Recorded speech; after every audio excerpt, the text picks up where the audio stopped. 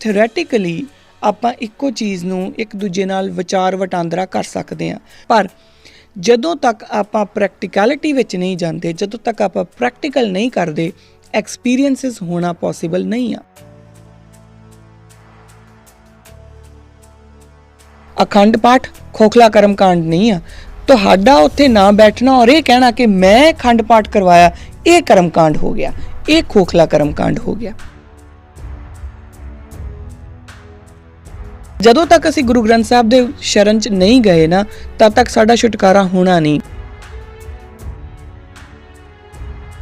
ਜਿਹੜੀ ਮਾਨਸਿਕ ਗੁਲਾਮੀ ਦੇ ਵਿੱਚੋਂ ਸਾਨੂੰ ਕੱਢਿਆ ਸੀ, ਅਸੀਂ ਮੁੜ ਉਸੇ ਮਾਨਸਿਕ ਗੁਲਾਮੀ ਦਾ ਸ਼ਿਕਾਰ ਹੋ ਰਹੇ ਹਾਂ। ਅਸੀਂ ਇਹ ਸਮਝ ਹੀ ਨਹੀਂ ਸਕੇ ਕਿ ਸਾਡਾ ਮਹਾਂਪੁਰਸ਼, ਸਾਡਾ ਜਿਹੜਾ ਬ੍ਰਹਮ ਗਿਆਨੀ, ਉਹ ਗੁਰੂ ਗ੍ਰੰਥ ਸਾਹਿਬ ਮਹਾਰਾਜ ਨੇ, ਔਰ ਅਸੀਂ ਉਹਨਾਂ ਕੋਲੋਂ ਹੀ ਗਿਆਨ ਲੈਣਾ ਆ, ਉਹਨਾਂ ਨੇ ਹੀ ਸਾਨੂੰ ਅੱਗੇ ਤੋਰਨਾ ਆ। ਜੇਕਰ ਅਸੀਂ ਇੰਨੀ ਗੱਲ ਸਮਝ ਗਏ ਹੁੰਦੇ ਨਾ, ਤਾਂ ਅੱਜ ਕੋਈ ਵੀ ਰਾਮ ਰਹੀਮ ਪੈਦਾ ਨਹੀਂ ਸੀ ਹੋ ਸਕਦਾ।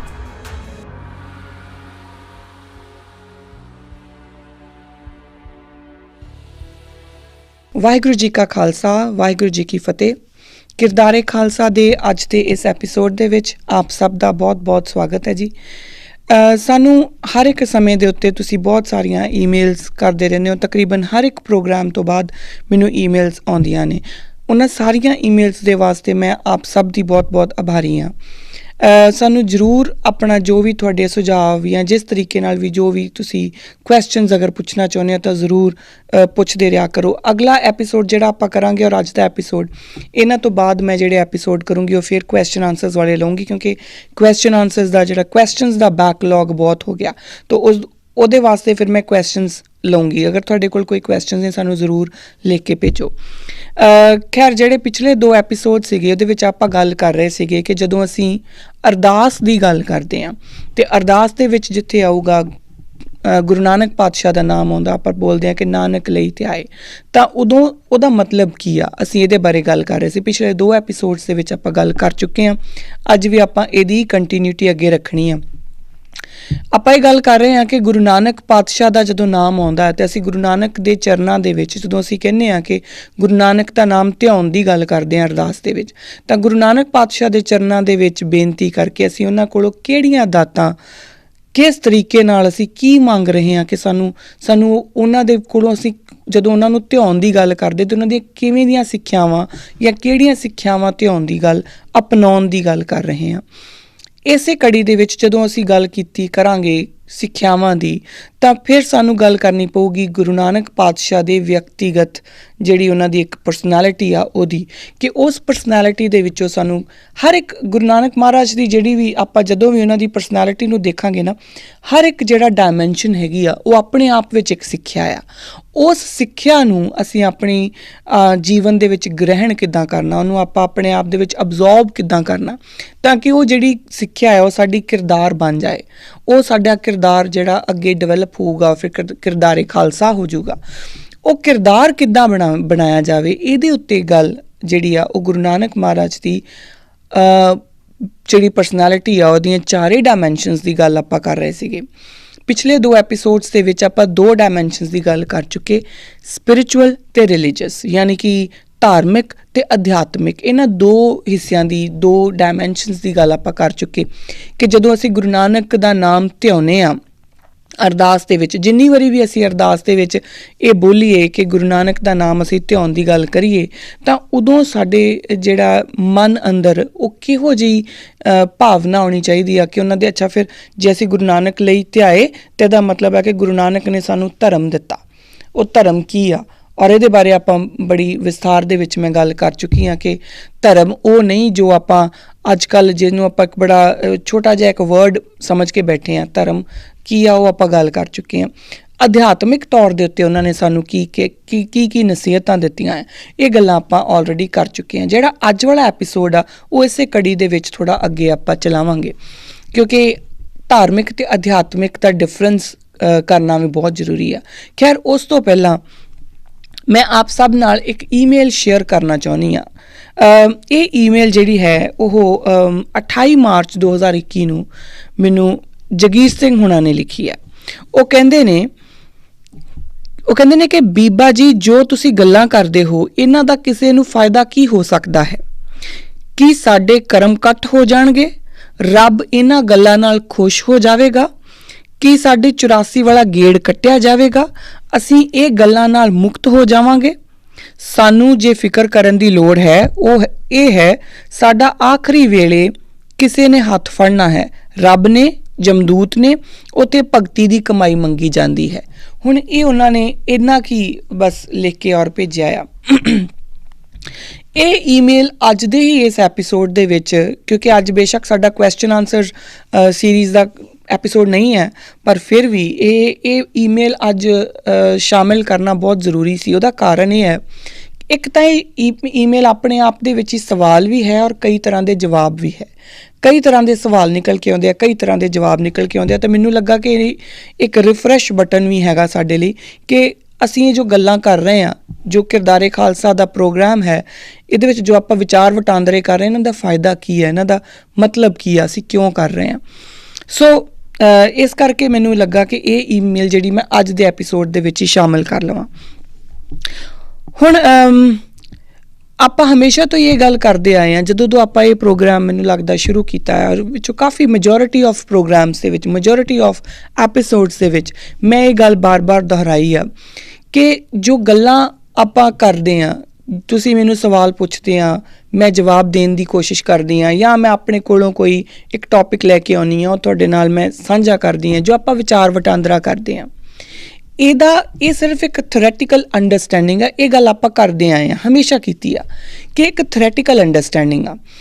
ਐਕਸਪੀਰੀਅੰਸ ਪ੍ਰੈਕਟੀਕਲ ਹੋਣ ਤੋਂ ਬਾਅਦ ਹੋਊਗਾ। ਔਰ ਮੈਂ ਬਹੁਤ ਵਾਰੀ ਇਹ ਗੱਲ ਕਹੀ ਆ ਕਿ ਥਿਓਰੈਟੀਕਲੀ ਤਾਂ ਮੈਂ ਸਮਝਾ ਸਕਦੀ ਹਾਂ ਜਦੋਂ, ਜਾਂ ਆਪਾਂ ਗੱਲ ਕਰ ਸਕਦੇ ਹਾਂ ਜਦੋਂ ਆਪਾਂ ਇੱਕ ਓਂਕਾਰ ਦੀ ਗੱਲ ਕੀਤੀ ਸੀ ਜਾਂ ਵਾਹਿਗੁਰੂ ਦੀ ਗੱਲ ਕੀਤੀ ਸੀ, ਤਾਂ ਇਹ ਗੱਲ ਮੈਂ ਬਾਰ-ਬਾਰ ਕਹੀ ਸੀਗੀ ਕਿ ਜਿੰਨੀ ਕੁ ਮੇਰੀ ਮੱਤ, ਜਿੰਨੀ ਕੁ ਮੇਰੀ ਬੁੱਧ ਔਰ ਜਿੰਨੀ ਕੁ ਮੇਰੀ ਵੋਕੈਬਲਰੀ ਹੈ, ਉਹਦੇ ਅਕੋਰਡਿੰਗ ਜੋ ਮੇਰੇ ਪੱਲੇ ਪੈਂਦਾ ਆ ਜਾਂ ਮੈਨੂੰ ਲੱਗਦਾ ਹੈ ਕਿ ਇੰਨਾ ਕੁ ਮੈਂ ਸਾਂਝਾ ਕਰ ਸਕਦੀ ਹਾਂ, ਤਾਂ ਉਹ ਮੈਂ ਆਪ ਸਭ ਨਾਲ ਸਾਂਝਾ ਕੀਤਾ ਸੀਗਾ। ਸੋ ਉਹ ਸੀਗੀ ਥਿਓਰੈਟੀਕਲ ਅੰਡਰਸਟੈਂਡਿੰਗ। ਪਰ ਨਾਲ ਹੀ ਮੈਂ ਇਹ ਵੀ ਬੇਨਤੀ ਕੀਤੀ ਸੀ ਕਿ ਜਦੋਂ ਤੱਕ ਇਹਦਾ ਪ੍ਰੈਕਟੀਕਲ ਨਹੀਂ ਕਰਦੇ, ਐਕਸਪੀਰੀਅੰਸਿਸ ਨਹੀਂ ਹੋ ਸਕਦੇ। ਔਰ ਐਕਸਪੀਰੀਅੰਸ ਹਮੇਸ਼ਾ ਪਰਸਨਲ ਹੋਇਆ ਕਰਦਾ। ਮੇਰਾ ਐਕਸਪੀਰੀਅੰਸ ਤੁਹਾਡਾ ਐਕਸਪੀਰੀਅੰਸ ਨਹੀਂ ਹੋ ਸਕਦਾ, ਤੁਹਾਡਾ ਐਕਸਪੀਰੀਅੰਸ ਮੇਰਾ ਨਹੀਂ ਹੋ ਸਕਦਾ। ਔਰ ਇਹ ਐਕਸਪੀਰੀਅੰਸ ਸਿਰਫ ਅਧਿਆਤਮ ਦੀ ਗੱਲ ਨਹੀਂ ਆ, ਆਪਾਂ ਵੈਸੇ ਨੋਰਮਲ ਲਾਈਫ ਦੇ ਵਿੱਚ ਵੀ ਅਗਰ ਦੇਖੀਏ, ਅਕਸਰ ਹੀ ਆਪਾਂ ਇੱਕ ਦੂਜੇ ਨੂੰ ਇਹ ਗੱਲ ਕਹਿ ਦਿੰਦੇ ਹਾਂ ਕਿ ਤੁਹਾਨੂੰ ਕੀ ਪਤਾ ਮੇਰੇ ਨਾਲ ਕੀ ਹੋ ਰਿਹਾ। ਉਹਦਾ ਮਤਲਬ ਕੀ ਹੁੰਦਾ ਆ? ਬੇਸ਼ੱਕ ਆਪਾਂ ਇੱਕ ਦੂਜੇ ਨਾਲ ਕਹਾਣੀਆਂ ਤਾਂ ਸ਼ੇਅਰ ਕਰ ਸਕਦੇ ਹਾਂ, ਇਹ ਤਾਂ ਦੱਸ ਸਕਦੇ ਹਾਂ ਕਿ ਮੇਰੇ ਨਾਲ ਕੀ ਹੋਇਆ, ਕਿੱਦਾਂ ਮੈਂ ਕਿੱਥੇ ਗਈ ਜਾਂ ਕੀ ਮੇਰੇ ਨਾਲ ਵਾਪਰਿਆ, ਉਹ ਮੈਂ ਦੱਸ ਸਕਦੀ ਹਾਂ। ਪਰ ਉਹਦੇ ਨਾਲ ਜੋ ਮੇਰਾ ਐਕਸਪੀਰੀਅੰਸ ਹੋਇਆ ਉਹ ਮੇਰਾ ਵਿਅਕਤੀਗਤ ਹੈ, ਉਹ ਐਕਸਪੀਰੀਅੰਸ ਸਿਰਫ ਮੇਰਾ ਹੈ। ਇਸ ਕਰਕੇ ਜਦੋਂ ਆਪਾਂ ਅਧਿਆਤਮ ਦੇ ਉੱਤੇ ਗੱਲ ਕਰਾਂਗੇ ਨਾ, ਉਦੋਂ ਵੀ ਗੱਲ ਉਹੀ ਆਉਂਦੀ ਹੈ ਕਿ ਥਿਓਰੈਟੀਕਲੀ ਆਪਾਂ ਇੱਕੋ ਚੀਜ਼ ਨੂੰ ਇੱਕ ਦੂਜੇ ਨਾਲ ਵਿਚਾਰ ਵਟਾਂਦਰਾ ਕਰ ਸਕਦੇ ਹਾਂ। ਮੈਂ ਆਪਣੀ ਮੱਤ ਮੁਤਾਬਕ ਤੁਹਾਡੇ ਨਾਲ ਸ਼ੇਅਰ ਕਰ ਸਕਦੀ ਹਾਂ, ਤੁਸੀਂ ਆਪਣੀ ਸਮਝ ਮੁਤਾਬਕ ਮੇਰੇ ਨਾਲ ਸ਼ੇਅਰ ਕਰ ਸਕਦੇ ਹੋ। ਪਰ ਜਦੋਂ ਤੱਕ ਆਪਾਂ ਪ੍ਰੈਕਟੀਕੈਲਿਟੀ ਵਿੱਚ ਨਹੀਂ ਜਾਂਦੇ, ਜਦੋਂ ਤੱਕ ਆਪਾਂ ਪ੍ਰੈਕਟੀਕਲ ਨਹੀਂ ਕਰਦੇ, ਐਕਸਪੀਰੀਅੰਸਿਸ ਹੋਣਾ ਪੋਸੀਬਲ ਨਹੀਂ ਆ। ਸੋ ਇੱਥੋਂ ਤੱਕ ਤਾਂ ਜਿਹੜੀ ਉਹਨਾਂ ਦੀ ਗੱਲ ਹੈ ਜਗੀਰ ਸਿੰਘ ਹੋਣਾ ਦੀ, ਉਹ ਬਿਲਕੁਲ ਸਹੀ ਹੈ ਕਿ ਮੇਰੀਆਂ ਇਹਨਾਂ ਗੱਲਾਂ ਦੇ ਨਾਲ, ਜੋ ਮੈਂ ਗੱਲਾਂ ਕਰਦੀ ਹਾਂ, ਉਹਦੇ ਨਾਲ 84 ਦਾ ਗੇੜ ਨਹੀਂ ਕੱਟਿਆ ਜਾਣਾ। ਇੱਥੋਂ ਤੱਕ ਤਾਂ ਜਗੀਰ ਸਿੰਘ ਹੋਣਾ ਦੀ ਗੱਲ ਨਾਲ ਮੈਂ 100% ਸਹਿਮਤ ਹਾਂ। ਔਰ ਇਹ ਵੀ ਬਿਲਕੁਲ ਸੱਚ ਹੈ ਕਿ ਇਹਨਾਂ ਨਾਲ ਅੱਗੇ ਜਾ ਕੇ ਜਿੱਥੇ ਭਗਤੀ ਦੀ ਹੀ ਦਾਤ ਮੰਗੀ ਜਾਣੀ ਆ ਜਾਂ ਜਿੱਥੇ ਭਗਤੀ ਦੀ ਕਮਾਈ ਪੁੱਛੀ ਜਾਣੀ ਆ, ਉੱਥੇ ਮੇਰੀਆਂ ਗੱਲਾਂ ਦਾ ਕੋਈ ਫਾਇਦਾ ਨਹੀਂ ਹੋਣਾ। ਇੱਥੋਂ ਤੱਕ ਮੈਂ ਬਿਲਕੁਲ ਸਹਿਮਤ ਹਾਂ। ਪਰ ਮੈਂ ਥੋੜ੍ਹਾ ਜਿਹਾ ਅੱਗੇ ਹੋਰ ਚੱਲੂੰਗੀ। ਇਹਦੇ ਅਗਲਾ ਜਿਹੜਾ ਹਿੱਸਾ ਆ ਕਿ ਇਹਨਾਂ ਗੱਲਾਂ ਦਾ ਫਾਇਦਾ ਕੀ ਆ, ਉਹਦੇ ਉੱਤੇ ਆਪਾਂ ਗੱਲ ਕਰਾਂਗੇ। ਸੋ ਇਹ ਬੜਾ ਜ਼ਰੂਰੀ ਆ ਕਿ ਪ੍ਰੈਕਟੀਕਲ ਹੋਣ ਦੇ ਨਾਲੋਂ ਮੰਨ ਗਏ ਕਿ ਥਿਓਰੈਟੀਕਲ ਜਿਹੜਾ ਹੈ ਉਹ ਕੰਪਲੀਟ ਨਹੀਂ ਆ, ਥਿਓਰੈਟੀਕਲ ਤੋਂ ਬਾਅਦ ਪ੍ਰੈਕਟੀਕਲ ਹੋਣਾ ਜ਼ਰੂਰੀ ਆ। ਪਰ ਓਨਾ ਹੀ ਜ਼ਰੂਰੀ ਪ੍ਰੈਕਟੀਕਲ ਵਾਸਤੇ ਥਿਓਰੈਟੀਕਲ ਦਾ ਹੋਣਾ ਵੀ ਜ਼ਰੂਰੀ ਹੈ। ਜਦੋਂ ਤੱਕ ਤੁਹਾਨੂੰ ਥਿਊਰੀ ਦਾ ਹੀ ਨਹੀਂ ਪਤਾ, ਜਦੋਂ ਤੱਕ ਆਪਾਂ ਨੂੰ ਇਹੀ ਨਹੀਂ ਪਤਾ ਕਿ ਇਹ ਕੰਮ ਕੀ ਹੈ ਔਰ ਕਿਉਂ ਹੈ, ਤਦ ਤੱਕ ਪ੍ਰੈਕਟੀਕਲ ਹੋਣਾ ਸੰਭਵ ਨਹੀਂ ਹੈ। ਇਸ ਕਰਕੇ ਗੱਲਾਂ ਦਾ ਵੀ ਜਿਹੜੀਆਂ ਆਪਾਂ ਇੱਕ ਦੂਜੇ ਨਾਲ ਵਿਚਾਰ ਵਟਾਂਦਰਾ ਕਰਦੇ ਆ, ਤਾਂ ਹੀ ਤਾਂ ਸੰਗਤ ਦੀ ਮਹਿਮਾ ਹੈ ਨਾ। ਸੰਗਤ ਦਾ ਮਤਲਬ ਹੀ ਇਹ ਹੈ ਕਿ ਤੁਸੀਂ ਇੱਕ ਦੂਜੇ ਨਾਲ ਬੈਠੋ, ਹੋ ਇਕੱਤਰ ਮਿਲ ਮੇਰੇ ਭਾਈ, ਦੁਵਿਧਾ ਦੂਰ ਕਰੋ ਲਿਵਲਾਈ। ਉਹ ਇਸੇ ਕਰਕੇ ਆ ਕਿਉਂਕਿ ਤੁਸੀਂ ਇੱਕ ਦੂਜੇ ਨਾਲ ਗੱਲ ਕਰੋ ਔਰ ਆਪਣੀਆਂ ਦੁਵਿਧਾਵਾਂ ਜੋ ਸੰਗਤ ਦੇ ਵਿੱਚ, ਸੰਗਤ ਦੀ ਕਚਹਿਰੀ ਵਿੱਚ ਰੱਖ ਕੇ ਉਹਨਾਂ ਦੁਵਿਧਾਵਾਂ ਨੂੰ ਦੂਰ ਕੀਤਾ ਜਾਵੇ, ਤਾਂ ਕਿ ਪ੍ਰੈਕਟੀਕਲ ਕਰਨ ਦਾ ਰਾਹ ਜਿਹੜਾ ਹੈ ਉਹ ਪੱਧਰਾ ਹੋ ਸਕੇ। है ना।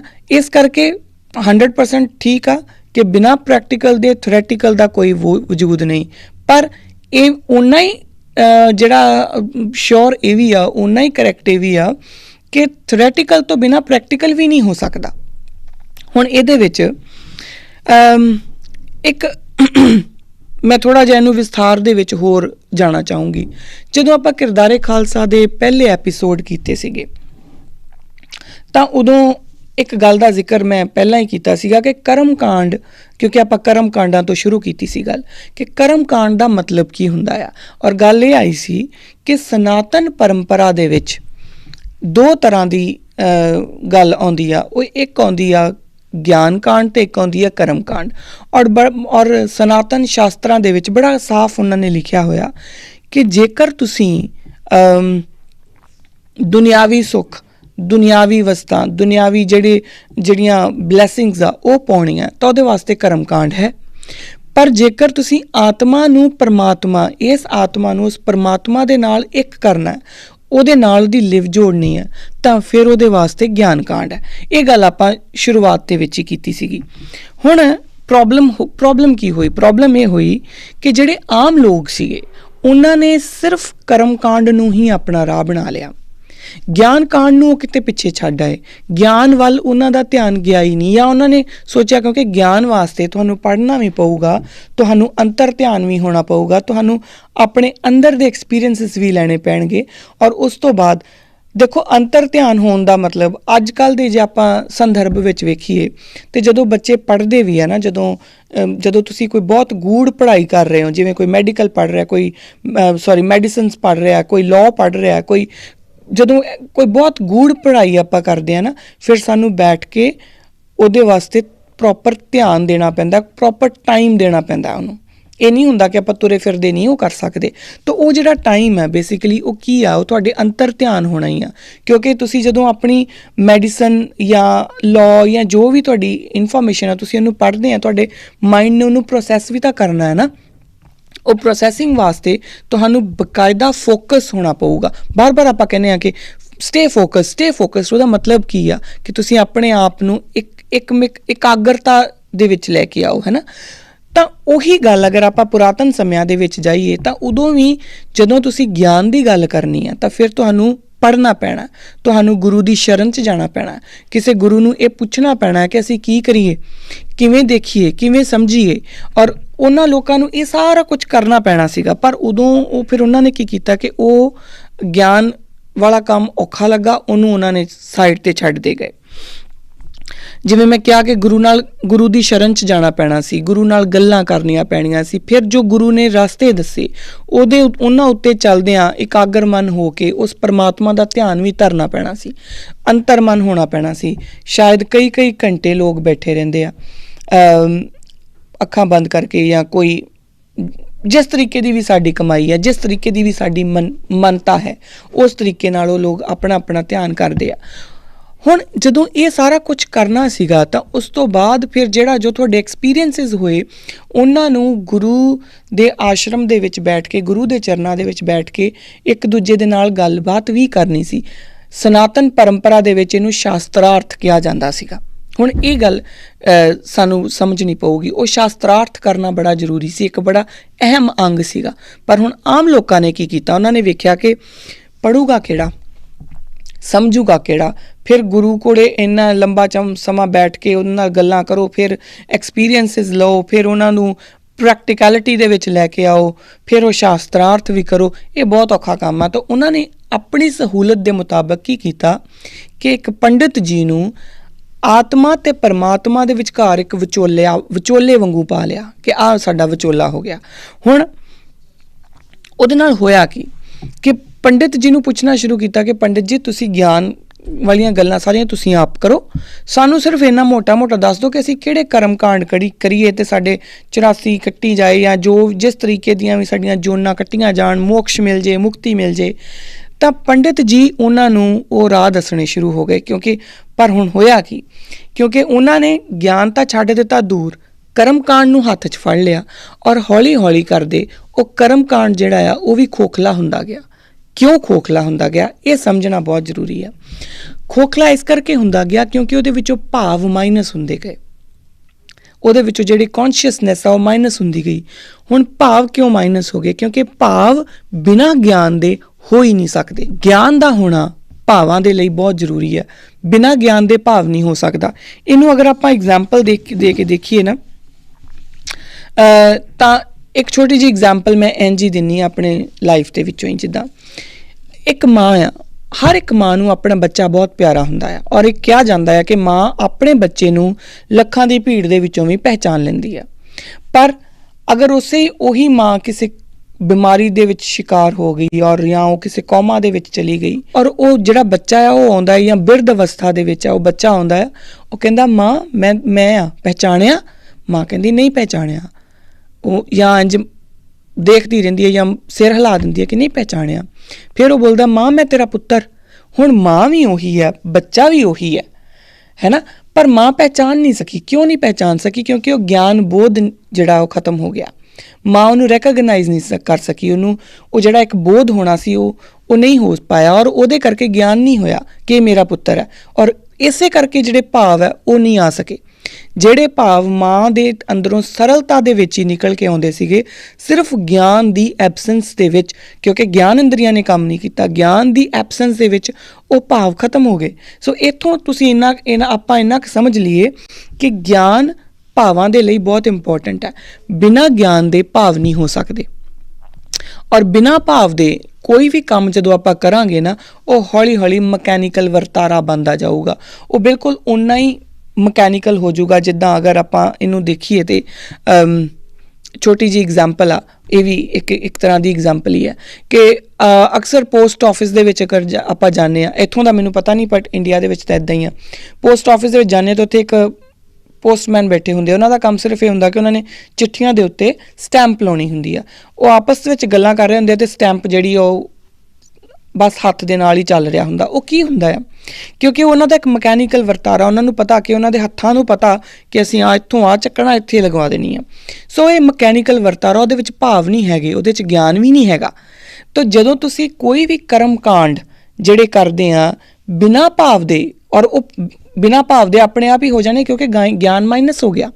ਹੁਣ ਇਹ ਗੱਲ ਮੈਂ ਸਨਾਤਨ ਪਰੰਪਰਾ ਦੇ ਲੋਕਾਂ ਵਾਸਤੇ ਕਰ ਰਹੀ ਸੀਗੀ ਹਜੇ ਤੱਕ ਤੇ, ਕਿ ਉਹਨਾਂ ਨੇ ਆਪਣੀ ਸਹੂਲਤ ਦੇ ਮੁਤਾਬਕ ਗਿਆਨ ਨੂੰ ਤਿਲਾਂਜਲੀ ਦਿੱਤੀ, ਗਿਆਨ ਨੂੰ ਉਹਨਾਂ ਨੇ ਗੁੱਡ ਬਾਏ ਕਹਿ ਦਿੱਤਾ, ਔਰ ਉਸ ਤੋਂ ਬਾਅਦ ਉਹਨਾਂ ਨੇ ਸਿਰਫ ਪੰਡਿਤ ਜੀ ਨੂੰ ਵਿੱਚ ਇੱਕ ਵਿਚੋਲਾ ਪਾ ਕੇ ਤੇ ਕਰਮ ਕਾਂਡਾਂ ਦੇ ਵੱਲ ਧਿਆਨ ਕਰ ਲਿਆ। ਕਰਮ ਕਾਂਡ ਵੀ ਹੌਲੀ ਹੌਲੀ ਖੋਖਲੇ ਹੁੰਦੇ ਗਏ। ਕਿਉਂ? ਕਿਉਂਕਿ ਗਿਆਨ ਦੇ ਬਿਨਾਂ ਭਾਵ ਆ ਹੀ ਨਹੀਂ ਸੀ ਸਕਦਾ। ਸੋ ਬਿਨਾਂ ਭਾਵ ਦੇ ਜਿਹੜੇ ਉਹਨਾਂ ਦੇ ਕਰਮ ਕਾਂਡ ਆ ਉਹ ਮਕੈਨੀਕਲ ਹੋ ਗਏ। ਇਸੇ ਕਰਕੇ ਜਦੋਂ ਗੁਰੂ ਨਾਨਕ ਪਾਤਸ਼ਾਹ ਉਹਨਾਂ ਨੂੰ ਪੁੱਛਦੇ ਆ ਕਿ ਭਾਈ ਤੁਸੀਂ ਪਾਣੀ ਕਿਉਂ ਦੇ ਰਹੇ ਆ ਸੂਰਜ ਨੂੰ, ਤਾਂ ਉਹਨਾਂ ਕੋਲੇ ਜਵਾਬ ਕੋਈ ਨਹੀਂ ਹੁੰਦਾ। ਔਰ ਗੁਰੂ ਨਾਨਕ ਨੂੰ ਫਿਰ ਗੁਰੂ ਨਾਨਕ ਜਿਹੜੇ ਆ ਉਹ ਉਹਨਾਂ ਨੂੰ ਉਸ ਚੀਜ਼ ਤੋਂ ਵਰਜਦੇ ਆ, ਹੈ ਨਾ। ਇਹ ਚੀਜ਼ਾਂ ਸਾਨੂੰ ਸਮਝਣੀਆਂ ਬਹੁਤ ਜ਼ਰੂਰੀ ਆ ਕਿ ਗਿਆਨ ਕਿਉਂ ਇੰਪੋਰਟੈਂਟ ਆ। ਫਿਰ ਸਾਡੀ ਹਰ ਇੱਕ ਜਿਹੜੀ ਆਪਾਂ ਗੱਲ ਕਰ ਰਹੇ ਆ ਉਹਦੇ ਵਿੱਚ ਇਹਨਾਂ ਗੱਲਾਂ ਦਾ ਮਹੱਤਵ ਕੀ ਆ। ਹੁਣ ਇੱਕ ਵਾਰੀ ਫਿਰ ਇਹੀ ਦੇਖਦੇ ਆ ਕਿ ਜਦੋਂ ਇਹਨਾਂ ਨੇ ਜਿਹੜਾ ਆਪਾਂ ਪੋਸਟਮੈਨ ਦੀ ਗੱਲ ਕੀਤੀ ਨਾ, ਉਹ ਪੋਸਟਮੈਨ ਅਸੀਂ ਹੋ ਗਏ ਜਿਹੜੇ ਆਪਣੇ ਬਸ ਸਟੈਂਪ ਲਾਈ ਜਾ ਰਹੇ ਆ, ਜਾਂ ਉਹ ਸਨਾਤਨ ਲੋਕ ਹੋ ਗਏ ਜਿਹੜੇ ਆਪਣਾ ਬਸ ਕਰਮ ਕਾਂਡ ਕਰੀ ਜਾ ਰਹੇ ਸੀਗੇ, ਔਰ ਪੰਡਿਤ ਜੀ ਉਹਨਾਂ ਦੇ ਉੱਤੇ ਬੌਸ ਹੋ ਗਏ ਜਿਹੜੇ ਉਹਨਾਂ ਨੂੰ ਦੱਸ ਰਹੇ ਸੀਗੇ ਆ ਨਵੀਆਂ ਚਿੱਠੀਆਂ ਆ ਗਈਆਂ ਨੇ ਉੱਤੇ ਵੀ ਲਗਾ ਦਿਓ ਮੋਹਰ ਬਸ। ਔਰ ਇਹਦੇ ਨਾਲ ਹੋਇਆ ਕਿ ਗਿਆਨ ਤੋਂ ਉਹ ਹਟ ਕੇ ਇੱਕ ਇਨਸਾਨ ਦੇ ਲੜ ਲੱਗ ਗਏ ਸੀਗੇ। ਪ੍ਰੋਬਲਮ ਸਿਰਫ ਇੰਨੀ ਕੀ ਆਈ ਕਿ ਗਿਆਨ ਤੋਂ ਹਟ ਕੇ ਉਹ ਪੰਡਿਤ ਜੀ ਦੇ ਲੜ ਲੱਗ ਗਏ। ਪੰਡਿਤ ਜੀ ਇੱਕ ਆਮ ਇਨਸਾਨ ਸੀ। ਹੁਣ ਜੋ ਪੰਡਿਤ ਜੀ ਕਹਿਣਗੇ, ਜਿੰਨੇ ਪੰਡਿਤ ਜੀ ਹੋਣਗੇ ਉਨੀਆਂ ਮਨੌਤਾਂ ਵੀ ਬਣਾ ਲੈਣਗੇ, ਕਿਉਂਕਿ ਇੱਕ ਪੰਡਿਤ ਜੀ ਕੁਛ ਕਹਿਣਗੇ, ਦੂਜੇ ਪੰਡਿਤ ਜੀ ਆਪਣੇ ਆਪ ਨੂੰ ਸਰਵਸ਼੍ਰੇਸ਼ਟ ਦੱਸਣ ਲਈ ਕੁਛ ਹੋਰ ਕਹਿਣਗੇ। ਇਹੋ ਹੀ ਤਕਰੀਬਨ ਸਾਡੇ ਸਿੱਖਾਂ ਨਾਲ ਵੀ ਹੋ ਰਿਹਾ। ਧਿਆਨ ਨਾਲ ਆਪਾਂ ਅਗਰ ਦੇਖੀਏ, ਆਪਣੇ ਹਾਲਾਤ ਦੇਖੀਏ, ਤਾਂ ਅਗਰ ਉਹ ਸਿਰਫ ਗਿਆਨ ਦੇ ਨਾਲ ਲੱਗੇ ਰਹਿੰਦੇ ਨਾ, ਅਗਰ ਉਹ ਸਿਰਫ ਗਿਆਨ ਦੇ ਲੜ ਲੱਗੇ ਰਹਿੰਦੇ, ਤਾਂ ਫਿਰ ਉਹਨਾਂ ਦੀ ਜਿਹੜਾ ਡਿਟਿਓਰੇਸ਼ਨ ਆ ਜੋ ਗੁਰੂ ਨਾਨਕ ਪਾਤਸ਼ਾਹ ਨੂੰ ਆ ਕੇ ਖ਼ਤਮ ਕਰਨੀ ਪਈ, ਉਹ ਨਹੀਂ ਹੋਣੀ ਸੀ, ਉਹ ਡਿਟਿਓਰੇਸ਼ਨ ਨਹੀਂ ਹੋਣੀ ਸੀਗੀ। ਗੁਰੂ ਨਾਨਕ ਪਾਤਸ਼ਾਹ ਨੇ ਇਸੇ ਕਰਕੇ ਉਹਨਾਂ ਨੂੰ ਵਰਜਿਆ ਕਿ ਤੁਹਾਡੇ ਕੋਲ ਕਿਸੇ ਤਰ੍ਹਾਂ ਦਾ ਕੋਈ ਗਿਆਨ ਨਹੀਂ ਹੈ, ਤੁਸੀਂ ਬਿਨਾਂ ਗਿਆਨ ਦੇ ਗੱਲਾਂ ਕਰ ਰਹੇ ਆ। ਔਰ ਗਿਆਨ ਸਾਨੂੰ ਸਿੱਖਾਂ ਨੂੰ ਦਿੱਤਾ ਸੀ ਉਹਨਾਂ ਨੇ ਕਿ ਜਦੋਂ ਵੀ, ਔਰ ਉਹਨਾਂ ਨੇ ਗੋਸ਼ਟੀ ਦਾ ਬਕਾਇਦਾ ਰਾਸਤਾ ਦਿਖਾਇਆ ਸੀ ਸਾਨੂੰ ਕਿ ਜੇ ਤੁਹਾਡੇ ਕੋਲੇ ਕੋਈ ਰਾਸਤਾ ਨਹੀਂ ਹੈ ਤਾਂ ਗੋਸ਼ਟੀ ਦਾ ਰਾਸਤਾ ਅਪਣਾਓ, ਗੱਲ ਤਾਂ ਕਰੋ, ਗੱਲਾਂ ਕਰਕੇ ਹੀ ਸਮਝ ਆਊਗੀ, ਪਰ ਆਪਾਂ ਉਹਦੇ ਉੱਤੇ ਵੀ ਖੈਰ ਨਹੀਂ ਚੱਲੇ। ਹੁਣ ਜੇ ਆਪਾਂ ਆਪਣੇ ਨਾਲ ਗੱਲ ਕਰ ਲਈਏ ਤਾਂ ਸਾਡੇ ਨਾਲ ਕੀ ਹੋਇਆ ਕਿ ਸਾਡੇ ਗੁਰੂ ਨਾਨਕ ਪਾਤਸ਼ਾਹ ਨੇ ਸਾਨੂੰ ਗਿਆਨ ਦਿੱਤਾ ਸ਼ਬਦ ਦੇ ਨਾਲ ਜੁੜਨ ਦਾ। ਸ਼ਬਦ ਦੇ ਨਾਲ ਜੁੜ ਕੇ ਅਸੀਂ ਗਿਆਨ ਨੂੰ ਪ੍ਰਾਪਤ ਕਰ ਸਕਦੇ ਹਾਂ। ਉਸ ਗਿਆਨ ਤੋਂ ਬਾਅਦ ਅਸੀਂ ਪ੍ਰੈਕਟੀਕੈਲਿਟੀ ਵੱਲ ਜਾਣਾ ਸੀ, ਕਿਉਂਕਿ ਉਸੇ ਗਿਆਨ ਨੂੰ ਇੰਪਲੀਮੈਂਟ ਵੀ ਤਾਂ ਕਰਨਾ ਸੀ ਨਾ। ਉਸ ਗਿਆਨ ਨੂੰ ਇੰਪਲੀਮੈਂਟ ਕਰਕੇ ਜਦੋਂ ਗੁਰੂ ਨਾਨਕ ਪਾਤਸ਼ਾਹ ਕਹਿੰਦੇ ਨੇ ਕਿ ਗੁਰਬਾਣੀ ਬਣੀਏ, ਤਾਂ ਉਹ ਗੁਰਬਾਣੀ ਬਣਨ ਵੱਲ ਸਾਨੂੰ ਮੂਵ ਕਰਨਾ ਸੀ, ਪਰ ਅਸੀਂ ਉਸ ਪਾਸੇ ਗਏ ਨਹੀਂ। ਅਸੀਂ ਵੀ ਕੀ ਕੀਤਾ, ਬਿਲਕੁਲ ਉਹਨਾਂ ਲੋਕਾਂ ਦੇ ਵਾਂਗੂ ਹੀ ਅਸੀਂ ਵੀ ਕੀ ਕੀਤਾ ਕਿ ਅਸੀਂ ਵੀ ਵਿੱਚ ਵਿਚੋਲੇ ਪਾ ਲਏ। ਹੁਣ ਉਹਨਾਂ ਵਿਚੋਲਿਆਂ ਨੂੰ ਅਸੀਂ ਕਿਹਾ ਕਿ ਤੁਸੀਂ ਗੁਰੂ ਗ੍ਰੰਥ ਸਾਹਿਬ ਮਹਾਰਾਜ ਦਾ ਜਿਹੜਾ ਦਰਸ਼ਨ ਆ ਉਹ ਕਰੋ, ਤੁਸੀਂ ਪੜ੍ਹੋ, ਤੁਸੀਂ ਅਗਰ ਅਖੰਡ ਪਾਠ ਵੀ ਕਰਨਾ ਤੁਸੀਂ ਪੜ੍ਹੋ, ਅਤੇ ਅਸੀਂ ਆਪਣੇ ਰਿਸ਼ਤੇਦਾਰ ਮਿੱਤਰਾਂ ਨੂੰ ਮਿਲ ਲਈਏ। ਸੋ ਸਾਡੇ ਲਈ ਇਹ ਚੀਜ਼ਾਂ ਖੋਖਲੀਆਂ ਹੁੰਦੀਆਂ ਗਈਆਂ। ਹੁਣ ਗੁਰੂ ਗ੍ਰੰਥ ਸਾਹਿਬ ਮਹਾਰਾਜ ਦਾ ਪ੍ਰਕਾਸ਼ ਹੈ, ਅਖੰਡ ਪਾਠ ਚੱਲ ਰਿਹਾ, ਪਰ ਜਿਨ੍ਹਾਂ ਨੇ ਆਪਣੇ ਵੱਲੋਂ, ਅਸੀਂ ਇਹ ਕਹਿੰਦੇ ਹਾਂ ਨਾ ਕਿ ਅਸੀਂ ਅਖੰਡ ਪਾਠ ਰਖਵਾਇਆ ਹੈ, ਜਾਂ ਜਿਸ ਤਰੀਕੇ ਨਾਲ ਜੋ ਸਾਡੀ ਟਰਮੀਨੋਲੋਜੀ ਆ, ਤਾਂ ਜਿਨ੍ਹਾਂ ਦੇ ਘਰ ਦੇ ਵਿੱਚ ਉਹ ਪ੍ਰਕਾਸ਼ ਹੈ ਉਹ ਉੱਥੇ ਬੈਠੇ ਨਹੀਂ ਹੈ, ਉਹ ਆਪਣੇ ਦੋਸਤਾਂ ਮਿੱਤਰਾਂ ਨੂੰ ਮਿਲ ਰਹੇ ਆ। ਤਾਂ ਇਹ ਇੱਕ ਖੋਖਲਾ ਕਰਮ ਕਾਂਡ ਹੋ ਗਿਆ ਤੁਹਾਡੇ ਵਾਸਤੇ। ਔਰ ਖੋਖਲਾ ਕਰਮ ਕਾਂਡ ਹੋਇਆ ਕਿ ਅਖੰਡ ਪਾਠ ਖੋਖਲਾ ਕਰਮ ਕਾਂਡ ਨਹੀਂ ਆ। ਤੁਹਾਡਾ ਉੱਥੇ ਨਾ ਬੈਠਣਾ ਔਰ ਇਹ ਕਹਿਣਾ ਕਿ ਮੈਂ ਅਖੰਡ ਪਾਠ ਕਰਵਾਇਆ, ਇਹ ਕਰਮ ਕਾਂਡ ਹੋ ਗਿਆ, ਇਹ ਖੋਖਲਾ ਕਰਮ ਕਾਂਡ ਹੋ ਗਿਆ। ਜੇਕਰ ਅਸੀਂ ਇਸ ਤਰੀਕੇ ਦੇ, ਔਰ ਕਿਉਂਕਿ ਫਿਰ ਸਾਨੂੰ ਸਮਝ ਨਹੀਂ ਆਉਂਦੀ ਕਿ ਹੁਣ ਅਸੀਂ ਕਰੀਏ ਕੀ, ਕਿਉਂਕਿ ਅਸੀਂ ਆਪਣੇ ਗੁਰੂ ਦੇ ਲੜ ਤਾਂ ਲੱਗੇ ਹੀ ਨਹੀਂ, ਅਸੀਂ ਆਪਣੇ ਗੁਰੂ ਦੇ ਸ਼ਰਨ ਦੇ ਵਿੱਚ ਤੇ ਆਏ ਹੀ ਨਹੀਂ। ਕਿਉਂਕਿ ਮੇਰਾ ਗੁਰੂ, ਜਿਸ ਤਰੀਕੇ ਨਾਲ ਮੈਂ ਸਨਾਤਨ ਲੋਕਾਂ ਬਾਰੇ ਗੱਲ ਕੀਤੀ ਹੈ ਕਿ ਉਹਨਾਂ ਨੇ ਗੁਰੂ ਦੀ ਸ਼ਰਨ 'ਚ ਜਾਣਾ ਸੀ, ਸਾਡਾ ਗੁਰੂ ਗ੍ਰੰਥ ਸਾਹਿਬ ਮਹਾਰਾਜ, ਅਸੀਂ ਉਹਨਾਂ ਦੀ ਸ਼ਰਨ 'ਚ ਜਾਣਾ ਸੀ, ਅਸੀਂ ਉਹਨਾਂ ਨਾਲ ਗੱਲਾਂ ਕਰਨੀਆਂ ਸੀ, ਅਸੀਂ ਉਹਨਾਂ ਕੋਲੋਂ ਗਿਆਨ ਲੈਣਾ ਸੀ, ਔਰ ਉਹ ਗਿਆਨ ਲੈ ਕੇ ਉਹਨੂੰ ਪ੍ਰੈਕਟੀਕੈਲਿਟੀ ਦੇ ਵਿੱਚ ਲਿਆ ਕੇ ਪ੍ਰੈਕਟੀਕਲੀ ਇੱਕ ਦੂਜੇ ਨਾਲ ਫਿਰ ਉਹਨਾਂ ਦੀ ਜੋ ਸਾਡੀ ਐਕਸਪੀਰੀਅੰਸ ਹੋਣੇ ਸੀ ਉਹ ਇੱਕ ਦੂਜੇ ਨਾਲ ਸ਼ੇਅਰ ਕਰਨੇ ਸੀਗੇ, ਸੰਗਤ ਕਰਨੀ ਸੀਗੀ। ਪਰ ਅਸੀਂ ਸੰਗਤ ਦੇ ਨਾਮ ਦੇ ਉੱਤੇ ਤਾਂ ਸਿਰਫ ਆਪਾਂ ਬਸ ਆਪਣੇ ਮਨ ਪਰਚਾਵਾ ਕਰ ਲਿਆ ਹੈ ਨਾ, ਕਿ ਅਸੀਂ ਜਾ ਆਏ ਹਾਂ ਜੀ, ਅੱਜ ਗੁਰਦੁਆਰੇ ਮੱਥਾ ਟੇਕ ਆਏ ਹਾਂ, ਅਸੀਂ ਉਹਨੂੰ ਮਕੈਨੀਕਲ ਵਰਤਾਰਾ ਬਣਾ ਲਿਆ। ਔਰ ਜਦੋਂ ਤੱਕ ਅਸੀਂ ਗੁਰੂ ਗ੍ਰੰਥ ਸਾਹਿਬ ਦੇ ਸ਼ਰਨ 'ਚ ਨਹੀਂ ਗਏ ਨਾ, ਤਦ ਤੱਕ ਸਾਡਾ ਛੁਟਕਾਰਾ ਹੋਣਾ ਨਹੀਂ। ਔਰ ਇਸ ਤੋਂ ਮੇਰਾ ਮਤਲਬ ਇਹ ਨਹੀਂ ਆ, ਗੁਰੂ ਗ੍ਰੰਥ ਸਾਹਿਬ ਦੀ ਸ਼ਰਨ ਦੇ ਵਿੱਚ ਜਾਣ ਦਾ ਮਤਲਬ ਇਹ ਨਹੀਂ ਕਿ ਤੁਸੀਂ ਗਏ, ਮੱਥਾ ਟੇਕਿਆ, 2 ਮਿੰਟ ਬੈਠੇ ਔਰ ਵਾਪਸ ਆ ਗਏ। ਨਹੀਂ, ਜਦੋਂ ਤੱਕ ਆਪਾਂ ਉੱਥੇ ਬੈਠ ਕੇ ਗੁਰੂ ਪਾਤਸ਼ਾਹ ਦੀ ਚਰਨਾਂ ਦੇ ਵਿੱਚ ਬੈਠ ਕੇ ਉਹਨਾਂ ਨਾਲ ਗੱਲਾਂ ਨਹੀਂ ਕਰਦੇ, ਉਹਨਾਂ ਕੋਲੋਂ ਗਿਆਨ ਲੈਂਦੇ ਨਹੀਂ, ਅਰਜਿਤ ਨਹੀਂ ਕਰਦੇ, ਤਦ ਤੱਕ ਗੱਲ ਨਹੀਂ ਬਣ ਸਕਦੀ। ਔਰ ਇਹੀ ਕਾਰਨ ਆ ਕਿਉਂਕਿ ਅਸੀਂ ਖੁਦ ਗਿਆਨ ਨਹੀਂ ਲਿਆ ਔਰ ਅਸੀਂ ਵਿੱਚ ਵਿਚੋਲੇ ਪਾ ਲਏ, ਜਿਹਦੇ ਕਰਕੇ ਹਰ ਇੱਕ ਜਗ੍ਹਾ ਦੇ ਉੱਤੇ ਜਿਹੜੇ ਡੇਰੇ ਆ ਉਹ ਮਸ਼ਰੂਮ ਕੀਤੇ। ਜਦੋਂ ਮੈਂ ਡੇਰਾ ਅੱਖਰ ਬੋਲਦੀ ਹਾਂ ਤਾਂ ਇਹਦਾ ਮਤਲਬ ਇਹ ਨਹੀਂ ਆ ਕਿ ਜਿਹੜੇ ਰਾਧਾ ਸੁਆਮੀ ਜਾਂ ਨਾਮਧਾਰੀਏ ਜਾਂ ਕਿਸੇ ਹੋਰ ਤਰ੍ਹਾਂ ਦੇ ਡੇਰਿਆਂ ਦੀ ਇਕੱਲਿਆਂ ਉਹਨਾਂ ਦੀ ਗੱਲ ਨਹੀਂ ਮੈਂ ਕਰ ਰਹੀ, ਮੈਂ ਹਰ ਉਸ ਡੇਰੇ ਦੀ ਗੱਲ ਕਰ ਰਹੀ ਹਾਂ ਜਿਹੜਾ ਸਿੱਖੀ ਦੇ ਵਿੱਚ ਵੀ ਅੱਜ ਸਾਡੇ ਆਪਣੇ ਵੀ ਤਾਂ ਡੇਰੇ ਬਣ ਗਏ ਨਾ, ਅਸੀਂ ਆਪ ਵੀ ਤਾਂ ਡੇਰੇ ਬਣਾ ਕੇ ਬੈਠੇ ਹੋਏ ਹਾਂ। ਇਹ ਫਲਾਣੇ ਬਾਬਾ ਜੀ ਆ ਜੀ, ਇਹਨਾਂ ਦੀ ਫਲਾਣੀ ਮਨੌਤ ਆ, ਫਲਾਣੇ ਬਾਬਾ ਜੀ ਇਹਨਾਂ ਦੀ ਫਲਾਣੀ ਮਨੌਤ ਆ, ਆਪਾਂ ਵੀ ਤਾਂ ਉਹ ਸਾਰੇ ਡੇਰੇ ਬਣਾਏ ਆ। ਔਰ ਬਕਾਇਦਾ ਅਸੀਂ ਜਾ ਕੇ ਗੁਰੂ ਗ੍ਰੰਥ ਸਾਹਿਬ ਨੂੰ ਮੱਥਾ ਟੇਕਣਾ ਤੇ ਉਹ ਤਾਂ ਠੀਕ ਆ, ਪਰ ਉਸ ਦੇ ਨਾਲ ਅਸੀਂ ਜਿਹੜੇ ਉਹ ਬਾਬਾ ਜੀ ਉਹਨਾਂ ਨੂੰ ਵੀ ਮੱਥਾ ਟੇਕਦੇ ਹਾਂ, ਕਿਉਂਕਿ ਅਸੀਂ ਉਹਨਾਂ ਨੂੰ ਵੀ ਮਹਾਂਪੁਰਸ਼ ਬਣਾ ਲਿਆ ਹੈ ਨਾ। ਅਸੀਂ ਇਹ ਸਮਝ ਹੀ ਨਹੀਂ ਸਕੇ ਕਿ ਸਾਡਾ ਮਹਾਂਪੁਰਸ਼, ਸਾਡਾ ਜਿਹੜਾ ਬ੍ਰਹਮ ਗਿਆਨੀ ਉਹ ਗੁਰੂ ਗ੍ਰੰਥ ਸਾਹਿਬ ਮਹਾਰਾਜ ਨੇ, ਔਰ ਅਸੀਂ ਉਹਨਾਂ ਕੋਲੋਂ ਹੀ ਗਿਆਨ ਲੈਣਾ ਆ, ਉਹਨਾਂ ਨੇ ਹੀ ਸਾਨੂੰ ਅੱਗੇ ਤੋਰਨਾ ਆ। ਜੇਕਰ ਅਸੀਂ ਇੰਨੀ ਗੱਲ ਸਮਝ ਗਏ ਹੁੰਦੇ ਨਾ, ਤਾਂ ਅੱਜ ਕੋਈ ਵੀ ਰਾਮ ਰਹੀਮ ਪੈਦਾ ਨਹੀਂ ਸੀ ਹੋ ਸਕਦਾ, ਕੋਈ ਵੀ ਮਾਂ ਪਿਓ ਐਸੇ ਪੈਦਾ ਨਹੀਂ ਸੀ ਹੋ ਸਕਦੇ ਜਿਹੜੀ ਆਪਣੀਆਂ ਧੀਆਂ ਨੂੰ ਮੁਕਤੀ ਦੇ ਕਰਕੇ ਜਾਂ ਮੋਕਸ਼ ਪ੍ਰਾਪਤ ਕਰਨ ਵਾਸਤੇ ਜਾ ਕੇ ਕਿਸੇ ਡੇਰੇ ਦੇ ਵਿੱਚ ਛੱਡ ਆਉਂਦੇ ਕਿ ਲਓ ਤੁਸੀਂ ਤੇ ਸੇਵਾ ਕਰਦੀਆਂ ਰਹੋ, ਔਰ ਉਸ ਤੋਂ ਬਾਅਦ ਉਹਨਾਂ ਨਾਲ ਜੋ ਮਰਜ਼ੀ ਹੋਵੇ। ਇਹ ਗੱਲਾਂ ਮੈਂ ਆਪਣੇ ਕੋਲੋਂ ਨਹੀਂ ਕਰ ਰਹੀ, ਇਹ ਬਕਾਇਦਾ ਹੁਣ ਪ੍ਰੂਵਨ ਫੈਕਟ ਆ, ਆਪਾਂ ਇਹ ਚੀਜ਼ਾਂ ਵੇਖ ਲਈਆਂ, ਇਹ ਆ ਗਈਆਂ, ਨਿਊਜ਼ 'ਚ ਆ ਗਈਆਂ, ਬਕਾਇਦਾ ਉਹਨਾਂ ਦੇ ਜਿਹੜੀਆਂ ਸਜ਼ਾਵਾਂ ਹੋ ਚੁੱਕੀਆਂ ਉਹਨਾਂ ਲੋਕਾਂ ਨੂੰ। ਉਹ ਹੋਇਆ ਕਿਉਂ? ਬੇਸ਼ੱਕ ਉਹ ਹਿੰਦੂਆਂ ਦੇ ਵਿੱਚ ਹੋ ਰਿਹਾ ਹੋਵੇ, ਬੇਸ਼ੱਕ ਉਹ ਮੁਸਲਮਾਨਾਂ 'ਚ ਹੋ ਰਿਹਾ ਹੋਵੇ, ਬੇਸ਼ੱਕ ਉਹ ਕ੍ਰਿਸਚਨਸ ਵਿੱਚ ਹੋ ਰਿਹਾ ਹੋਵੇ ਜਾਂ ਸਿੱਖਾਂ 'ਚ ਹੋ ਰਿਹਾ ਹੋਵੇ, ਉਹ ਹੁੰਦਾ ਕਿਉਂ ਆ? ਕਿਉਂਕਿ ਅਸੀਂ ਆਪਣੀ ਆਤਮਾ ਤੇ ਪਰਮਾਤਮਾ ਦੇ ਵਿਚਕਾਰ ਇੱਕ ਵਿਚੋਲਾ ਖੜਾ ਕਰ ਲੈਂਦੇ ਹਾਂ। ਅਸੀਂ ਇਹ ਸੋਚ ਲੈਂਦੇ ਹਾਂ ਕਿ ਮੇਰੀ ਆਤਮਾ ਨੂੰ ਉਸ ਪਰਮਾਤਮਾ ਤੱਕ ਆਹ ਬੰਦਾ ਪਹੁੰਚਾ ਸਕਦਾ ਆ, ਤਾਂ ਅਸੀਂ ਉਹਦੀ ਸ਼ਰਨ 'ਚ ਚਲੇ ਜਾਂਦੇ ਹਾਂ। ਉਸ ਇੱਕ ਪਰਮਾਤਮਾ ਦੀ ਸ਼ਰਨ 'ਚ ਜਾਣ ਦੀ ਬਜਾਏ ਅਸੀਂ ਉਸ ਬੰਦੇ ਦੀ ਸ਼ਰਨ 'ਚ ਚਲ ਜਾਂਦੇ ਹਾਂ ਕਿ ਤੁਸੀਂ ਸਾਨੂੰ ਦੱਸੋ ਜੀ ਮਹਾਂਪੁਰਖੋ ਅਸੀਂ ਕੀ ਕਰੀਏ। ਮੈਂ ਇਹ ਵੀ ਨਹੀਂ ਕਹਿ ਰਹੀ ਕਿ ਜਿਹੜੇ ਕੋਈ ਬਹੁਤ ਗਿਆਨੀ ਲੋਕ, ਗੂੜ ਗਿਆਨੀ ਲੋਕ ਨਹੀਂ ਹੁੰਦੇ, ਬੇਸ਼ੱਕ ਹੁੰਦੇ ਆ, ਪਰ ਅਸੀਂ ਜਿਸ ਦੀ ਸ਼ਰਨ ਕਰਨੀ ਆ ਉਹ ਗੁਰੂ ਗ੍ਰੰਥ ਸਾਹਿਬ ਮਹਾਰਾਜ ਹੈ। ਅਸੀਂ ਕਿਸੇ ਕੋਲੋਂ ਕੁਛ ਮੰਗਣਾ ਹੈ, ਕੁਛ ਲੈਣਾ ਤਾਂ ਗੁਰੂ ਗ੍ਰੰਥ ਸਾਹਿਬ ਮਹਾਰਾਜ ਹੈ। ਹੁਣ ਅਸੀਂ ਉਹ ਨਾ ਕਰਕੇ ਅਸੀਂ ਵੀ ਆਪਣੇ ਗਿਆਨ ਨੂੰ ਗੁੱਡ ਬਾਏ ਕਹਿ ਦਿੱਤੀ ਅਤੇ ਅਸੀਂ ਆਪਣੇ ਸਾਨੂੰ ਗਿਆਨ ਕੌਣ ਦਊਗਾ? ਉਹ ਮਹਾਂਪੁਰਖ, ਉਹ ਬ੍ਰਹਮ ਗਿਆਨੀ ਜਿਹੜੇ ਅਸੀਂ ਆਪਣੇ ਮੰਨ ਲਏ ਕਿ ਇਹ ਸਾਡੇ ਬ੍ਰਹਮ ਗਿਆਨੀ ਹੈ ਜੀ, ਇਹ ਸਾਡੇ ਮਹਾਂਪੁਰਖ ਹੈ ਜੀ, ਅਸੀਂ ਇਹਨਾਂ ਨੂੰ ਮੰਨਦੇ ਹਾਂ ਜੀ।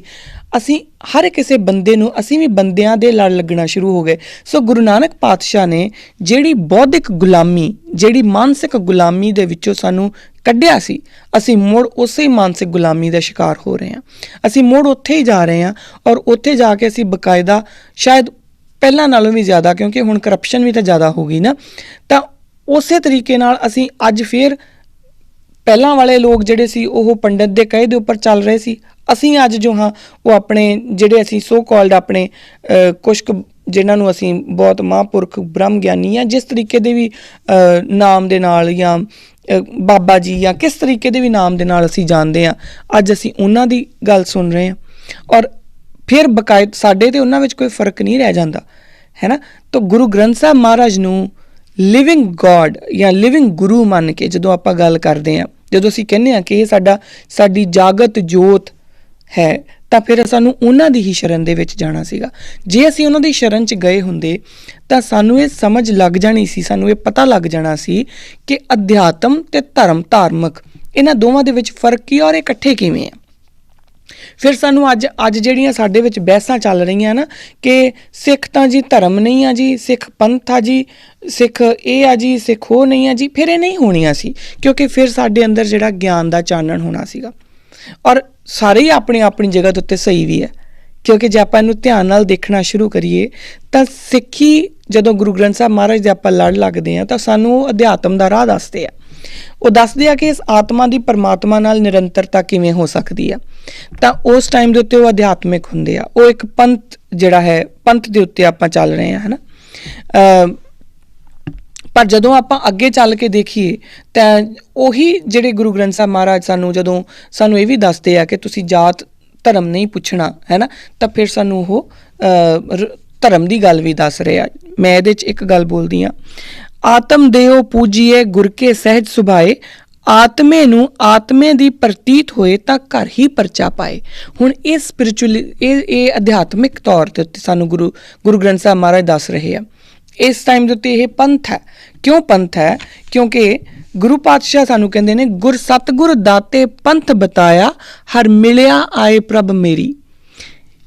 ਗੁਰ ਸਤਿਗੁਰ ਦਾਤੇ ਪੰਥ ਬਤਾਇਆ, ਇਹ ਪੰਥ, ਇਹ ਰਸਤਾ ਸਾਨੂੰ ਗੁਰੂ ਪਾਤਸ਼ਾਹ ਨੇ ਦੱਸਿਆ ਜਿਹਦੇ ਨਾਲ ਹਰ ਮਿਲਿਆ ਉਸ ਪਰਮਾਤਮਾ ਨੂੰ ਮੈਂ ਮਿਲ ਸਕਦਾ, ਹੈ ਨਾ। ਇਹ ਪੰਥ ਦੱਸਿਆ ਔਰ ਉਹ ਪੰਥ ਇਸ ਕਰਕੇ ਤਾਂ ਇਹ ਪੰਥ ਹੋ ਗਿਆ, ਰਾਈਟ, ਬਿਲਕੁਲ ਠੀਕ। ਆਤਮ ਦੇਓ ਪੂਜੀਏ ਗੁਰ ਕੇ ਸਹਿਜ ਸੁਭਾਏ, ਆਤਮੇ ਨੂੰ ਆਤਮੇ ਦੀ ਪ੍ਰਤੀਤ ਹੋਏ ਤਾਂ ਘਰ ਹੀ ਪਰਚਾ ਪਾਏ। ਹੁਣ ਇਹ ਸਾਨੂੰ ਉਸ ਅਧਿਆਤਮਿਕ ਤੌਰ ਦੇ ਉੱਤੇ ਚੱਲਣ ਦੇ ਨਾਲ, ਉਸ ਪੰਥ ਦੇ ਉੱਤੇ ਚੱਲਣ ਦੇ ਤਰੀਕੇ ਵੀ ਦੱਸੇ ਨੇ। ਉਹ ਕਿਸ ਤਰੀਕੇ ਨਾਲ ਉਸ ਪੰਥ ਦੇ ਉੱਤੇ ਚੱਲਦੇ ਹੋਏ ਅਸੀਂ ਆਤਮਾ ਅਤੇ ਪਰਮਾਤਮਾ ਦੀ ਨਿਰੰਤਰਤਾ ਸਥਾਪਿਤ ਕਰ ਸਕਦੇ ਹਾਂ। ਕਿਵੇਂ ਅਸੀਂ ਗੁਰੂ ਮਹਾਰਾਜ ਦੇ ਜਿਹੜੇ ਕਥਨ ਨੇ, ਗੁਰਬਾਣੀ ਬਣੀ ਹੈ, ਉਹਨਾਂ ਨੂੰ ਅਸੀਂ ਜਸਟੀਫਾਈ ਕਰ ਸਕਦੇ ਹਾਂ। ਪਰ ਇਸ ਦੇ ਨਾਲ ਹੀ ਜਦੋਂ ਗੁਰੂ ਪਾਤਸ਼ਾਹ ਸਾਨੂੰ ਇਹ ਕਹਿੰਦੇ ਨੇ, ਜਾਤ ਜਨਮ ਨਹਿ ਪੁੱਛੀਐ, ਸੱਚ ਘਰ ਲਿਹ ਬਤਾਏ, ਸਾ ਜਾਤ ਸਾ ਪਤ ਹੈ ਜਿਹਾ ਕਰਮ ਕਮਾਏ। ਹੁਣ ਜਦੋਂ ਗੁਰੂ ਪਾਤਸ਼ਾਹ ਇਹ ਕਹਿੰਦੇ ਨੇ ਕਿ ਤੁਸੀਂ ਸੁਸਾਇਟੀ ਦੇ ਵਿੱਚ ਵਿਚਰਦੇ ਹੋਏ ਜਾਤ ਜਾਂ ਧਰਮ ਜਾਂ ਜਨਮ ਇਹ ਨਾ ਪੁੱਛੋ ਲੋਕਾਂ ਦੇ, ਕਿਉਂਕਿ ਜਾਤ ਤੇ ਜਨਮ ਉਹੀ ਹੈ ਜਿਹੋ ਜਿਹੇ ਤੁਸੀਂ ਕਰਮ ਕਮਾਉਂਦੇ ਆ। ਜੇ ਤੁਹਾਡੇ ਕਰਮ ਨੀਚ ਨੇ ਤੁਸੀਂ ਨੀਚ ਜਾਤ ਦੇ ਹੋ, ਜੇ ਤੁਹਾਡੇ ਕਰਮ ਊਚ ਨੇ ਤਾਂ ਤੁਸੀਂ ਉੱਚੀ ਜਾਤ ਦੇ ਹੋ। ਤੁਸੀਂ ਅਗਰ ਜਾਤਾਂ ਪਾਤਾਂ ਦੇ ਵਿੱਚ ਪੈਂਦੇ ਆ ਤਾਂ ਫਿਰ ਤੁਹਾਡਾ ਕੋਈ ਉਹ ਨਹੀਂ ਹੈ। ਹੁਣ ਇਹ ਸਾਡਾ ਸੁਸਾਇਟੀ ਦੇ ਵਿੱਚ ਚੱਲਣ ਦਾ ਤਰੀਕਾ ਆ, ਤਾਂ ਇਹ ਸਾਡਾ ਧਰਮ ਹੈ। ਔਰ ਮੈਂ ਬੜੀ ਆਪਣੀ ਮਤ ਮੁਤਾਬਕ ਮੈਂ ਬੜਾ ਕਲੀਅਰ ਕਰਕੇ ਆਈ ਸੀਗੀ ਕਿ ਧਰਮ ਸਿਰਫ ਇੰਨਾ ਕੀ ਹੈ, ਉਹ ਕਰਮ ਜੋ ਤੁਸੀਂ ਆਪਣੇ ਪਰਮਾਤਮਾ, ਆਪਣੇ ਉਸ ਗੁਰੂ ਨੂੰ ਹਾਜ਼ਰ ਨਾਜ਼ਰ ਰੱਖ ਕੇ ਕਰਦੇ ਹੋ, ਤੁਹਾਡੇ ਧਰਮ ਬਣ ਜਾਂਦੇ ਆ। ਔਰ ਬਕਾਇਦਾ ਤੁਹਾਡੇ ਬਿਲੀਵਸ ਨੇ, ਹਰ ਇੱਕ ਧਰਮ ਦਾ ਆਪਣਾ ਵੱਖਰਾ ਬਿਲੀਫ ਹੁੰਦਾ ਆ ਕਿ ਉਹਦੇ ਆਪਣੇ ਰੂਲਸ ਹੁੰਦੇ ਆ। ਤੁਹਾਡੇ ਗੁਰੂ ਨੇ ਤੁਹਾਨੂੰ ਕੀ ਰੂਲ ਦਿੱਤੇ ਆ, ਉਹ ਰੂਲਸ ਕੀ ਨੇ, ਉਹ ਸਾਡਾ ਧਰਮ। ਹੁਣ ਸਿੱਖੀ ਇੱਥੇ ਧਰਮ ਹੀ ਹੈ। ਸੋ ਪੰਥ ਇੱਕ ਵੱਡਾ ਵਿਸ਼ਾਲ ਘੇਰਾ ਆ ਔਰ ਉਸ ਦੇ ਵਿਚਕਾਰ ਜਿੱਦਾਂ ਆਪਾਂ ਸੁਸਾਇਟੀ ਦੇ ਵਿੱਚ ਕਿੱਦਾਂ ਬਿਹੇਵ ਕਰਨਾ, ਫਿਲਾਸਫਿਕਲੀ ਅਸੀਂ ਕੀ ਕਰਨਾ, ਗੋਸ਼ਟੀ ਦਾ ਰਾਹ ਅਸੀਂ ਕਿੱਦਾਂ ਅਪਣਾਉਣਾ, ਬਾਕੀ ਇਹ ਸਾਰੀਆਂ ਸਾਨੂੰ ਉਹਨਾਂ ਨੇ ਗੁਰੂ ਮਹਾਰਾਜ ਨੇ ਉਹਦੇ ਵਿੱਚ ਉਸ ਪੰਥ ਦੇ ਵਿਚਕਾਰ ਸਾਰਾ ਕੁਝ ਸੰਮਿਲਿਤ ਕਰਕੇ ਇਕੱਠਾ ਕਰਕੇ ਸਾਨੂੰ ਦਿੱਤਾ ਹੋਇਆ ਕਿ ਆ ਲਓ। ਔਰ ਗੁਰੂ ਗ੍ਰੰਥ ਸਾਹਿਬ ਮਹਾਰਾਜ ਸਾਨੂੰ ਬਕਾਇਦਾ ਹਰ ਇੱਕ ਚੀਜ਼ ਵਾਸਤੇ ਸੁਚੇਤ ਕਰਦੇ ਨੇ, ਸਾਨੂੰ ਗਿਆਨ ਦਿੰਦੇ ਨੇ, ਪਰ ਉਹਦਾ ਸ਼ਰਤ ਸਿਰਫ ਇਹੀ ਆ ਕਿ ਸਾਨੂੰ ਸ਼ਰਨ ਗੁਰੂ ਗ੍ਰੰਥ ਸਾਹਿਬ ਮਹਾਰਾਜ ਦੀ ਹੀ ਜਾਣਾ ਪਊਗਾ। ਸੋ ਇੰਨੀਆਂ ਕੁ ਗੱਲਾਂ ਅੱਜ ਮੇਰੀ ਇੰਨੀ ਕੁ ਬੇਨਤੀ ਜਿਹੜੀ ਆ ਉਹ ਪ੍ਰਵਾਨ ਕਰਨਾ ਜੀ। ਮੇਰੇ ਕੋਲੇ ਕਿਸੇ ਦੇ ਵੀ ਕੋਈ ਵੀ ਐਸੀ ਗੱਲ ਕਹੀ ਜਾਵੇ ਜਿਸ ਦੇ ਨਾਲ ਕਿਸੇ ਦੇ ਵੀ ਮਨ ਨੂੰ ਠੇਸ ਪਹੁੰਚੇ ਤਾਂ ਮੈਂ ਦੋਵੇਂ ਹੱਥ ਜੋੜ ਕੇ ਮੈਂ ਖਿਮਾ ਦੀ ਜਾਚਕ ਹਾਂ, ਕਿਉਂਕਿ ਮੇਰਾ ਮਤਲਬ ਜਾਂ ਮੇਰਾ ਮੋਟਿਵ ਕਿਸੇ ਦੇ ਮਨ ਨੂੰ ਠੇਸ ਪਹੁੰਚਾਉਣਾ ਨਹੀਂ। ਮੇਰਾ ਮੋਟਿਵ ਸਿਰਫ ਇੰਨਾ ਕੀ ਆ ਕਿ ਜਦੋਂ ਅਸੀਂ ਕਿਸੇ ਵੀ ਚੀਜ਼ ਨੂੰ ਜਨਰਲਾਈਜ਼ ਕਰਨਾ ਸ਼ੁਰੂ ਕਰ ਦਿੰਦੇ ਹਾਂ, ਹੈ ਨਾ, ਜਦੋਂ ਅਸੀਂ ਕਿਸੇ ਵੀ ਚੀਜ਼ ਨੂੰ ਇਹ ਕਹਿਣਾ ਸ਼ੁਰੂ ਕਰ ਦਿੰਦੇ ਹਾਂ ਕਿ ਆਹੀ ਸੱਚ ਆ ਬਾਕੀ ਸਭ ਝੂਠ ਆ, ਤਾਂ ਫਿਰ ਸਾਡੇ ਰਸਤੇ ਬੰਦ ਹੋਣੇ ਸ਼ੁਰੂ ਹੋ ਜਾਂਦੇ। ਔਰ ਇਹਨਾਂ ਰਸਤਿਆਂ ਨੂੰ ਹੀ ਖੋਲ੍ਹਣ ਵਾਸਤੇ ਗਿਆਨ ਦਾ ਮਾਰਗ ਹੋਣਾ ਬਹੁਤ ਜ਼ਰੂਰੀ ਆ, ਗੋਸ਼ਟੀਆਂ ਹੋਣੀਆਂ ਬਹੁਤ ਜ਼ਰੂਰੀ ਆ, ਗੱਲਾਂ ਕਰਨੀਆਂ ਬਹੁਤ ਜ਼ਰੂਰੀ ਆ, ਜਿਹਦੇ ਬਾਰੇ ਜਗੀਰ ਸਿੰਘ ਉਹਨਾਂ ਨੇ ਕਿਹਾ ਸੀਗਾ ਇਹਨਾਂ ਗੱਲਾਂ ਦਾ ਕੀ ਫਾਇਦਾ ਹੋਊਗਾ। ਇਹਨਾਂ ਗੱਲਾਂ ਦਾ ਸਿਰਫ ਇੰਨਾ ਹੀ ਫਾਇਦਾ ਹੋਊਗਾ ਕਿ ਅਸੀਂ ਸਾਰੇ ਇੱਕ ਦੂਜੇ ਨਾਲ ਗੱਲ ਕਰਨੀ ਸ਼ੁਰੂ ਕਰਾਂਗੇ। ਉਸ ਗਿਆਨ ਔਰ ਅਸੀਂ ਉਸ ਗਿਆਨ ਦੇ ਸੋਮੇ ਵੱਲ ਜਾਵਾਂਗੇ, ਗੁਰੂ ਗ੍ਰੰਥ ਸਾਹਿਬ ਮਹਾਰਾਜ ਵੱਲ ਅਸੀਂ ਜਾਵਾਂਗੇ, ਉਹਨਾਂ ਦੀ ਸ਼ਰਨ 'ਚ ਜਾਵਾਂਗੇ, ਔਰ ਸਾਨੂੰ ਪਤਾ ਹੋਊਗਾ ਕਿ ਅਸੀਂ ਇੱਕ ਦੂਜੇ ਨਾਲ ਗੱਲ ਕਰਕੇ ਆਏ ਹਾਂ।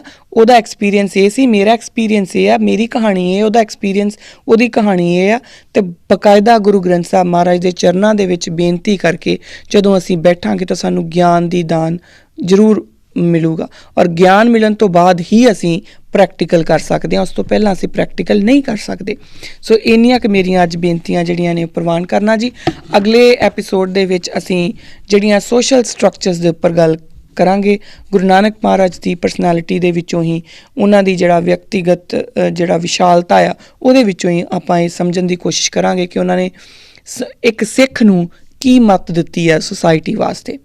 ਸੋ ਇੱਥੋਂ ਤੱਕ ਆਪਾਂ ਇੰਨੀ ਗੱਲ ਕਰ ਚੁੱਕੇ ਹਾਂ ਕਿ ਜਿੰਨੀ ਵਾਰੀ ਵੀ ਅਸੀਂ ਗੁਰੂ ਨਾਨਕ ਪਾਤਸ਼ਾਹ ਦਾ ਨਾਮ ਲਵਾਂਗੇ ਅਰਦਾਸ ਦੇ ਵਿੱਚ, ਤਾਂ ਅਸੀਂ ਬਕਾਇਦਾ ਗੁਰੂ ਪਾਤਸ਼ਾਹ ਨੂੰ ਇਹ ਉਹਨਾਂ ਦੇ ਚਰਨਾਂ ਦੇ ਵਿੱਚ ਅਰਦਾਸ ਹੈ ਸਾਡੀ ਕਿ ਸਾਨੂੰ, ਔਰ ਹਰ ਵਾਰੀ ਇਹ ਅਸੀਂ ਮਹਿਸੂਸ ਕਰਕੇ ਗੁਰੂ ਅੱਗੇ ਅਰਦਾਸ ਕਰਿਆ ਕਰੀਏ ਕਿ ਜਦੋਂ ਅਸੀਂ ਕਹੀਏ ਨਾਨਕ ਲਈ ਧਿਆਏ ਤਾਂ ਉਸ ਦਾ ਮਤਲਬ ਹੈ ਕਿ ਹੇ ਗੁਰੂ ਪਾਤਸ਼ਾਹ, ਸਾਨੂੰ ਜੋ ਧਰਮ ਦੇ ਰੂਲ ਤੂੰ ਦਿੱਤੇ ਹੈ ਉਹਦੇ ਉੱਤੇ ਚੱਲਣ ਦਾ, ਉਹਨਾਂ ਦਾ ਗਿਆਨ ਹੋਣ ਦਾ ਸਾਨੂੰ ਬਲ ਬਖਸ਼, ਉਹਨਾਂ ਬਾਰੇ ਗਿਆਨ ਦੇ ਔਰ ਉਹਨਾਂ ਉੱਤੇ ਚੱਲਣ ਦਾ ਬਲ ਬਖਸ਼। ਔਰ ਫਿਰ ਉਸ ਧਰਮ ਦੇ ਉੱਤੇ ਚੱਲਦਿਆਂ ਹੋਇਆਂ ਮੇਰੀ ਆਤਮਾ ਇੰਨੀ ਪਵਿੱਤਰ ਹੋ ਜੇ ਕਿ ਉਸ ਪਰਮਾਤਮਾ ਦੇ ਨਾਲ ਨਿਰੰਤਰਤਾ ਸਥਾਪਿਤ ਕਰ ਸਕੇ। ਇੰਨੀਆਂ ਬੇਨਤੀਆਂ ਅੱਜ ਮੇਰੀਆਂ ਪ੍ਰਵਾਨ ਕਰਨੀਆਂ ਜੀ। ਅਗਲੇ ਐਪੀਸੋਡ ਵਿੱਚ ਫਿਰ ਮਿਲਦੇ ਹਾਂ। ਵਾਹਿਗੁਰੂ ਜੀ ਕਾ ਖਾਲਸਾ, ਵਾਹਿਗੁਰੂ ਜੀ ਕੀ ਫਤਿਹ।